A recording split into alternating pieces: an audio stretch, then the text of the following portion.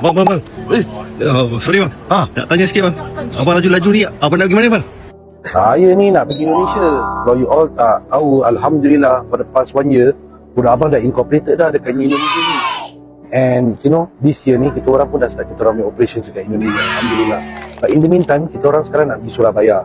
Nak jumpa teman-teman kat sana, ada some meetings kat situ. Then at the same time, I feel I want to show you guys some of the best places to eat in Surabaya. So guys, stay tuned. So guys, kita dah sampai dah Surabaya guys. So one of the few places that I like to eat in Surabaya is this place guys. Tengok atas. NKR. Okay guys. So I'm gonna bring you guys inside. Kita akan try the new food, nasi Uzbek, and we'll show you what does it consist of. And we are gonna do a bit of food review lah. Me and my friends. Anas. Assalamualaikum. Anas. MasyaAllah. Anas is from Morocco. Yes. He's been living in Singapore for a couple of years now. So we are going to try out the food and we're going to let you guys know how it tastes like. Okay, insyaAllah.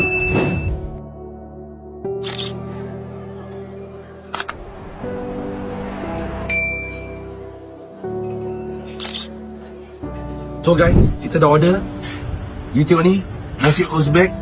Apa yang terdapat dalam nasi Uzbek ni, of course, is the rice, the flour. Semua di tempat all the carrots.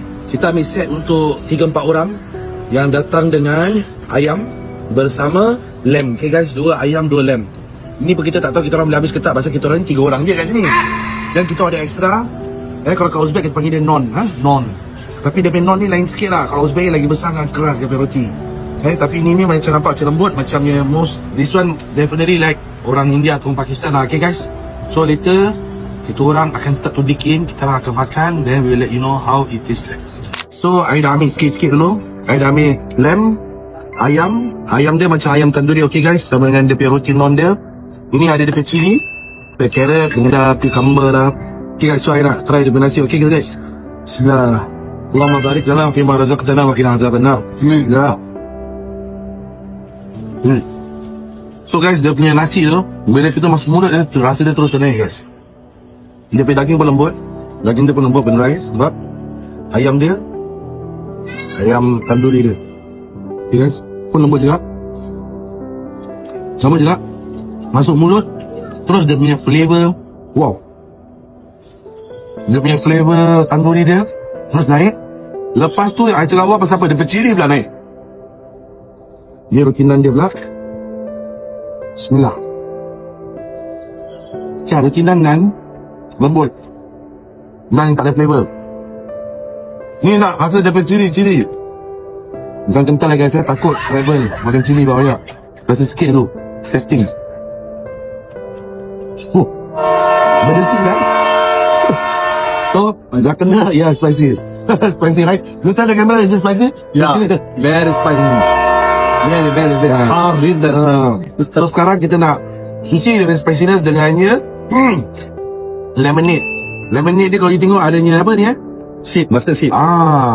Bismillah. So guys, nanti saya tunjukkan lagi lah dekat mana-mana yang saya makan dekat Surabaya ni ya. So doakan kita pun abang ni, selagi kita orang berkembang di Nusantara dan termasuk Indonesia dan juga Malaysia.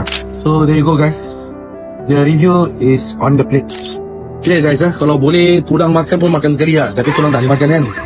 Tengoklah, ini lah dia punya outcome dia. So sedap tak sedap? You all have to try for yourself, okay? Datanglah ke Surabaya, datang sini, you try sendiri nasi Uzbek diorang kat sini. Dia bilang sedap ke tak sedap, okay? So kalau you nak ni nasi Uzbek dekat Singapore, you leave down in the comment section, cakap nak, okay? Maybe we can try something out and we can let you all taste what we have tasted here.